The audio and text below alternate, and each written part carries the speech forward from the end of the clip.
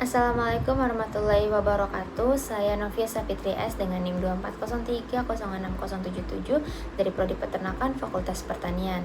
Di sini saya akan menjelaskan mengenai sintesis yolk, sintesis albumen, dan sintesis kerabang.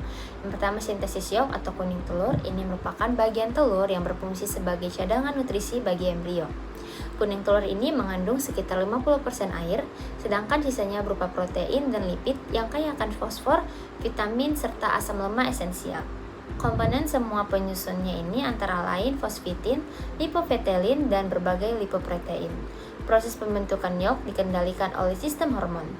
Tahap awal dimulai ketika kelenjar pituitari melepaskan hormon FSH atau follicle stimulating hormone, yang mana ini merangsang untuk perkembangan folikel pada ovarium. Folikel kemudian akan menghasilkan hormon estrogen dari kolesterol sebagai bahan bakunya. Meskipun yolk ini disimpan di ovarium, sebagian besar bahan bakunya ini tuh sebenarnya diproduksi di hati. Estrogen yang dihasilkan ovarium ini akan merangsang sel-sel hati untuk menyerap berbagai nutrien seperti asam amino, lipid, fosfor, dan kalsium, yang kemudian mengubahnya ini menjadi vitellogenin dan beta-lipoprotein.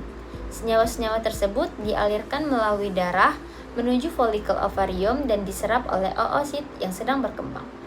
Di dalam folikel, vitellogenin dan beta-lipoprotein ini akan dipecah menjadi lipovitelin dan fosfitin, yang kemudian terakumulasi akan membentuk butiran kuning telur.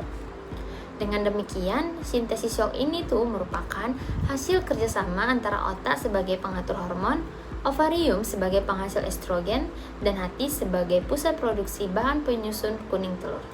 Selanjutnya, kita akan masuk ke sintesis albumen atau yang biasa dikenal dengan putih telur. Albumen atau putih telur ini tuh merupakan bagian telur yang berfungsi untuk melindungi kuning telur dan menyediakan sumber protein bagi embrio. Putih telur tersusun atas berbagai protein seperti ovalbumin, ovotransferin, ovomusin, ovoglobulin, lisozim, dan avidin, yang berperan dalam pertahanan terhadap mikroorganisme. Pembentukan albumen terjadi di bagian oviduct yang disebut magnum. Proses ini dikendalikan terutama oleh hormon estrogen yang merangsang pertumbuhan dan aktivitas sel-sel sekretori pada oviduct. Estrogen masuk ke dalam dan berikatan dengan reseptor khusus di sitoplasma. Kompleks hormon dan reseptor tersebut kemudian akan masuk ke inti sel untuk mengaktifkan gen-gen yang berperan dalam sintesis protein. Gen yang aktif akan menghasilkan mRNA sebagai pembawa informasi genetik. Nah, selanjutnya mRNA ini akan menuju ribosom untuk diterjemahkan menjadi rantai asam amino yang membentuk protein albumen. Protein-protein tersebut kemudian disekresikan ke dalam lumen oviduct dan menyelubungi kuning telur. Oleh karena itu, hormon estrogen ini memiliki peran penting dalam mengatur produksi telur penyusun putih telur. Selanjutnya, kita masuk ke sintesis kerabang atau cangkang telur. Kerabang ini merupakan lapisan telur yang berfungsi untuk melindungi isi telur dari kerusakan fisik maupun kontaminasi dari mikroorganisme luar.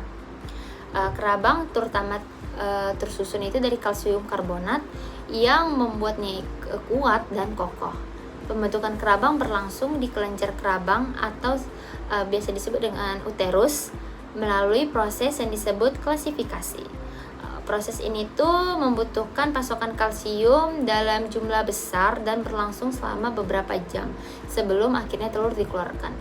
Vitamin D3 bekerja bersama hormon estrogen dan progesteron untuk merangsang pembentukan kalsium binding protein CABP. Protein ini tuh berfungsi untuk mengangkut kalsium dari darah menuju lokasi pembentukan kerabang.